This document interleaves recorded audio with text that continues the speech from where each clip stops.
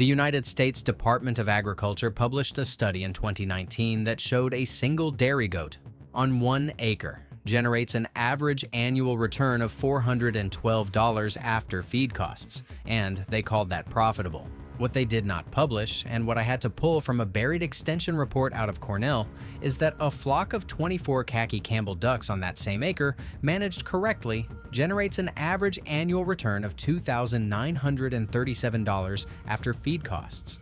That is 7.1 times more money from the same dirt. They knew this. They have known it since at least 1974. They said nothing. The reason they said nothing is the reason you're watching this right now. And by the time this narration ends, you will know exactly how to set up both systems on a single acre. Don't run the numbers yourself with your own local feed prices and choose the one that puts the most cash in your pocket every single month without ever asking permission from a county agent or a feed company salesman. Let me be clear about what I am not doing here. I am not telling you goats are bad. I have kept goats. I understand what they offer. And I am not telling you ducks are some kind of miracle animal. What I am telling you is that the comparison between these two animals has been deliberately kept vague by every agricultural institution that should have made it clear decades ago. The numbers exist. The side-by-side data exists, but when you walk into your local extension office and ask which small livestock generates the highest dollar return per acre for a family operation, they will hand you a pamphlet about goats, about chickens, sometimes about rabbits. They will almost never mention ducks. And when you ask why, they will not have a good answer, because the real answer is economic, and it implicates the very feed and fencing industries that sponsor their programs. The history of this deliberate omission starts in a place most Americans have never thought about. In the river deltas of southern China, stretching back more than 2,000 years, rice farmers kept flocks of ducks not as a secondary enterprise, but as the central economic engine of the entire farm. The ducks ate insects, slugs, and weed seeds from the paddies. Their droppings fertilized the rice. Their eggs fed the family and were sold at market for a price per pound that consistently exceeded the price of rice itself. The system was so efficient that a single family with less than 1 acre of paddy and 40 ducks could feed themselves entirely and generate surplus income. There were no purchased inputs, no feed bags, no fencing, no veterinary costs. The duck was the fertilizer, the pest control, the protein source, and the primary cash crop, all wrapped in feathers. This integrated system was documented by European agricultural observers as early as the 1840s. British colonial officers in Hong Kong wrote detailed reports about what they called the duck rice economy, noting that farms using this method produced 31% more rice per acre than farms without ducks, while simultaneously producing eggs and meat. The reports were filed, cited in a handful of academic journals, and then effectively buried under the rising tide of industrial agriculture that swept through Europe and America in the late 19th and early 20th centuries. When American land-grant universities began shaping modern agricultural education in the 1920s and 1930s, the emphasis shifted hard towards single commodity production. One animal, one crop, one output. The integrated multi-output system that had fed billions of people across Southeast Asia for millennia was treated as primitive, as something that modern science had surpassed. The goat, by contrast, fit neatly into the industrial model. A goat produces one primary output, milk or meat. It requires purchased feed, purchased fencing, and purchased veterinary care. The annual supply chain cost of keeping a single dairy goat in the United States averages between $680 and $940, depending on your region. That money flows directly to feed mills, fencing manufacturers, and veterinary pharmaceutical companies. The duck, especially the khaki Campbell or the Welsh Harlequin, requires a fraction of those inputs when managed on pasture with access to water. The annual supply chain cost of keeping 24 ducks on 1 acre, using the methods I will walk you through, averages between $310 and $420. The difference in input cost alone is roughly $500 per year. But the difference in output is where the real disparity lives, and that is the part no one in the industry wants you to calculate for yourself. A generation of farmers lost the ability to see this comparison clearly, not because they were foolish, but because every information source they trusted had a financial incentive to keep the comparison invisible. That is not conspiracy. That is commerce. Now let me show you exactly why the duck outperforms the goat on a per-acre basis, and the explanation is rooted in biology, not opinion.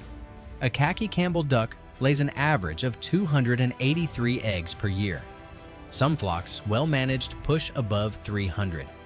Each of those eggs weighs approximately 2.5 ounces, which is 17% heavier than a standard large chicken egg. Duck eggs command a retail price between $5 and $8 per dozen in most direct-to-consumer markets across the United States, with the national average sitting right around $6.25 as of last year. A flock of 24 hens producing at 85% lay rate generates approximately 5,770 eggs per year. At $6.25 per dozen, that is roughly $2,830 in egg revenue alone.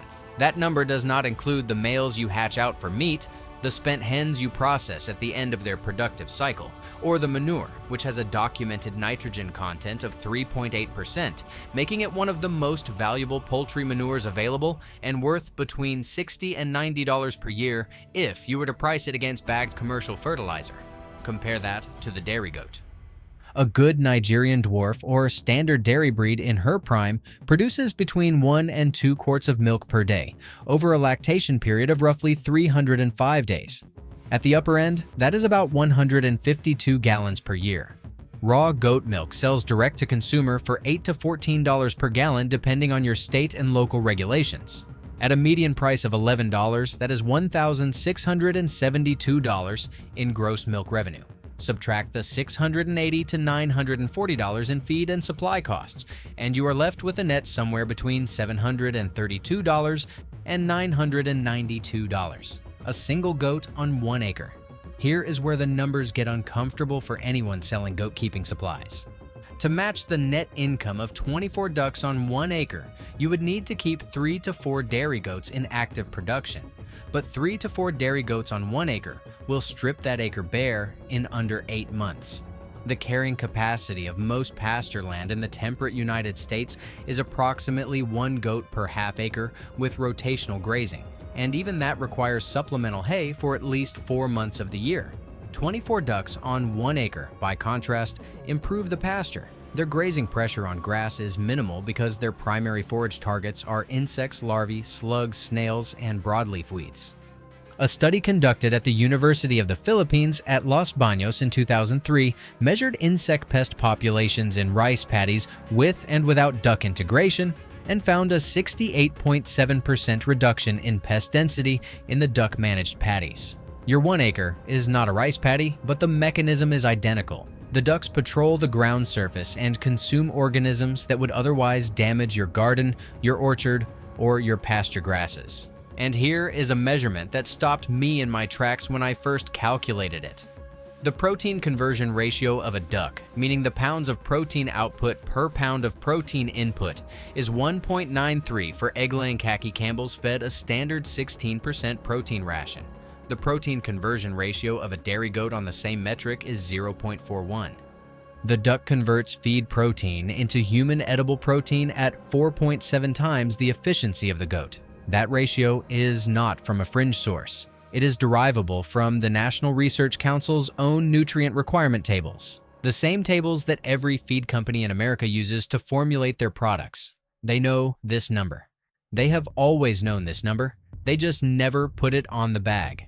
The conditions under which ducks perform best are exactly the conditions most small landowners already have. Ducks thrive on damp ground that would give chickens respiratory infections. They prefer shade to direct sun. They forage most actively in the early morning and late evening, which means they work the hours when most garden pests are most active. They require a water source, but it does not need to be a pond. A simple ground-level trough, 18 inches wide and 6 inches deep, refreshed daily, is sufficient for a flock of 24. The soiled water, rich in nitrogen and trace minerals, goes directly onto your garden beds. Nothing is wasted. Your land, the ground you are standing on right now, is already equipped for this. The question is whether anyone ever told you so. So why has the goat been positioned as the default small acreage livestock in every homesteading magazine, every YouTube channel, and every county fair brochure for the past 50 years? The math is straightforward. The American goat industry, including dairy, meat, and fiber, generates approximately $4.8 billion in annual revenue across supply chain participants. That includes feed manufacturers, fencing companies, breeding stock operations, veterinary supply houses, and the cheese and soap cottage industries that have grown around goat milk. The duck egg industry in the United States, by comparison, generates an estimated $93 million annually. That is a ratio of more than 50 to 1. When a feed store sponsors a county fair exhibit on small livestock, they are not thinking about what is most profitable for you. They are thinking about what generates the most recurring purchases. A dairy goat requires an average of 4 pounds of commercial feed per day. 24 ducks on pasture with supplemental grain require a combined total of approximately 6 pounds per day.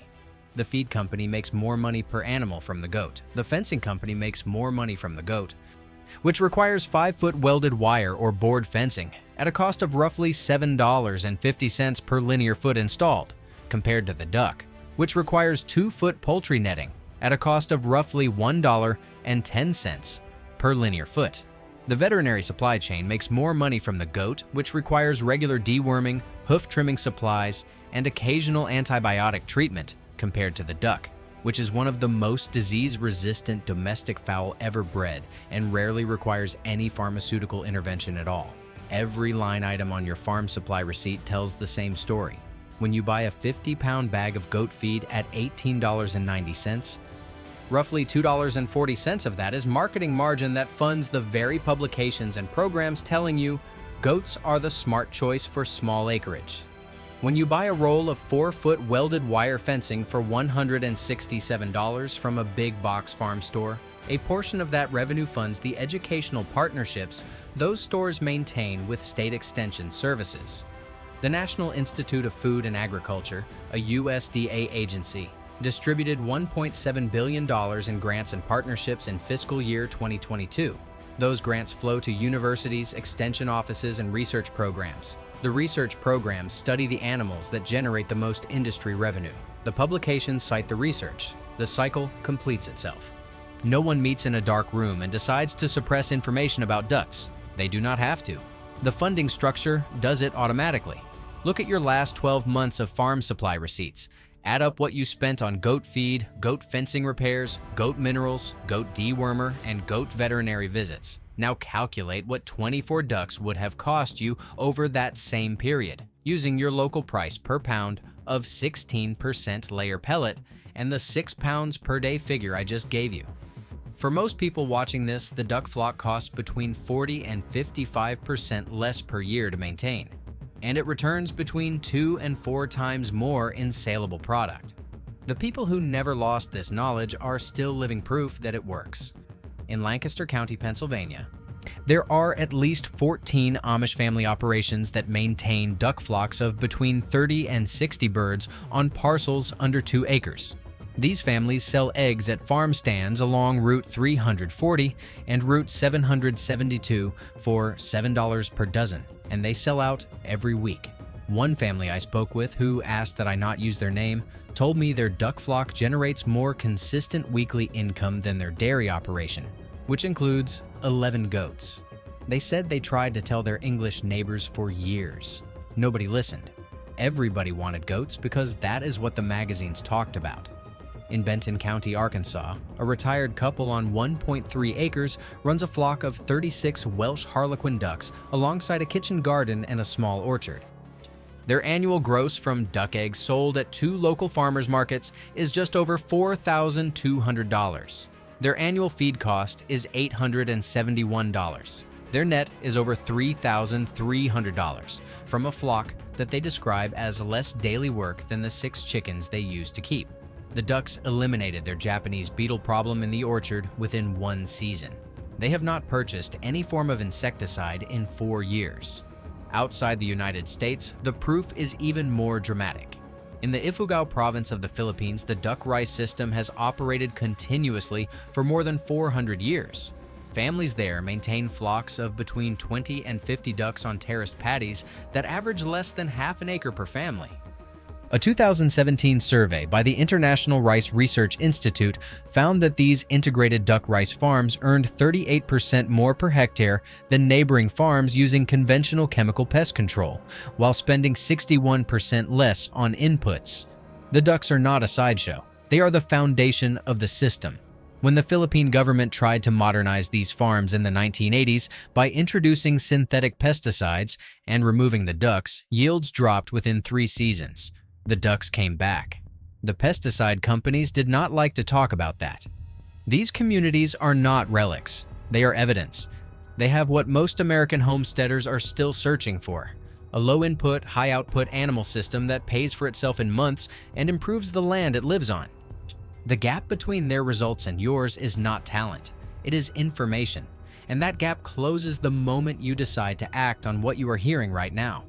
Here is exactly how you set this up on your 1 acre, starting from bare ground and no experience. First, you need to decide your breed. For maximum egg production and the highest dollar return per bird, Khaki Campbell is the standard. They lay heavily, forage aggressively, and tolerate a wide range of climates from southern Alabama heat to northern Minnesota cold. If you want a dual-purpose bird that lays well and also puts on a decent carcass for the table, Welsh Harlequin is your choice. Both breeds are available from hatcheries across the country, and day-old ducklings cost between $6 and $9 each. For a flock of 24 laying hens plus 2 drakes, your startup bird cost is between $156 and $234. Your housing does not need to be elaborate. Ducks do not roost, they sleep on the ground. A 3-sided shelter 8 feet by 6 feet, open on the south-facing side with a sloped roof and 4 inches of straw bedding is sufficient for 26 birds. You can build this from pallet wood and scrap roofing tin for under $40 in materials. The shelter needs to be predator secure at night, which means hardware cloth on the open side with a simple door you close at dusk. Do not use chicken wire. Raccoons reach through chicken wire. Half-inch hardware cloth costs more per foot, but it solves the predator problem permanently. Budget about $35 for the hardware cloth. Your fencing is the simplest part. Your 2-foot poultry netting in a perimeter around your main pasture area keeps ducks contained during the day. They cannot fly over it. They do not challenge it. A 200-foot roll costs between $22 and $28 at most farm supply stores, and that is enough to enclose a generous grazing area. You are not building a fortress. You are guiding slow, calm birds that would rather follow you than escape from you. Water is where most beginners overthink the setup. You do not need a pond. Repeat that to yourself, because every duck keeping guide written in the last 20 years has made you think you need standing water. You do not. What you need is a water source deep enough for the ducks to submerge their heads and clean their nostrils. A concrete mixing tub from any hardware store, the kind that costs $11, works perfectly. Fill it daily. Dump it daily on your garden beds or compost. The ducks will splash in it, bathe in it, and keep their plumage healthy. That is all they require. In winter, a simple livestock tank de-icer rated at 250 watts keeps the water open and costs between $4 and $6 per month to run in most areas. Feed your flock 16% protein layer pellet once they reach laying age at approximately 20 weeks. Before that, start ducklings on 20% protein starter crumble for the first 3 weeks. Then transition to 18% grower until week 16. Then to the 16% layer ration. Your 26 adult ducks will consume approximately 6 pounds of feed per day combined. At current average prices of roughly $16.50 per 50-pound bag, that is about $2 per day in feed cost, or roughly $61 per month. Mark that number. It is the single most important operating cost you need to track.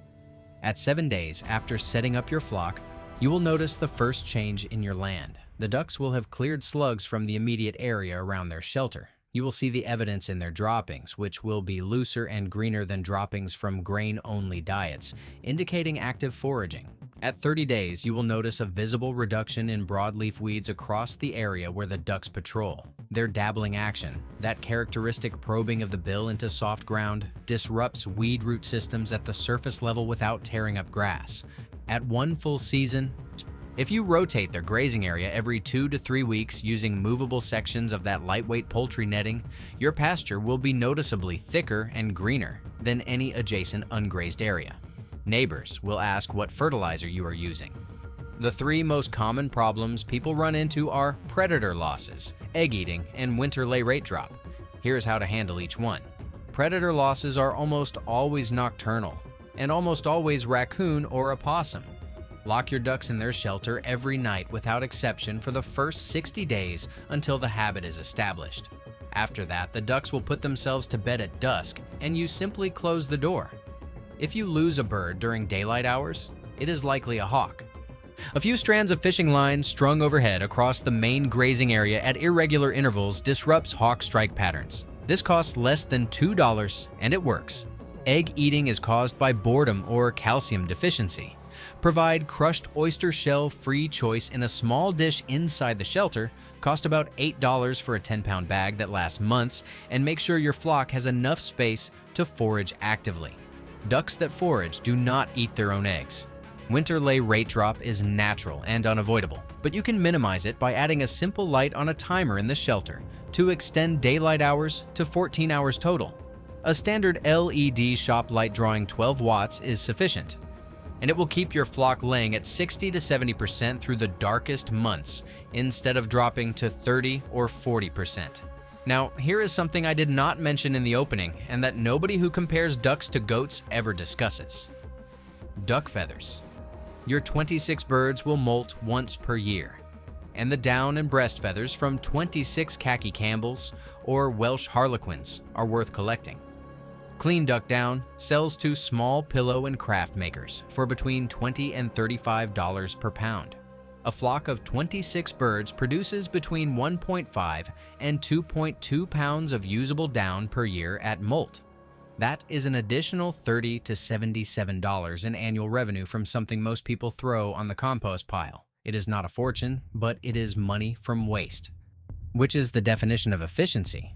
When it is working, here is what your 1 acre looks like in June of your first full year. 24 hens and 2 drakes move across a green pasture in the early morning, their bills working the soil surface in that quiet, methodical way that looks almost meditative. The grass is dense and lush in the sections they grazed 2 rotations ago.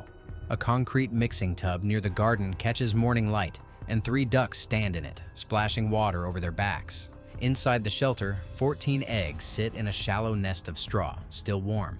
You collect them in a wire basket you have had for 20 years. By 9 in the morning, your chores are done. You have spent 11 minutes total.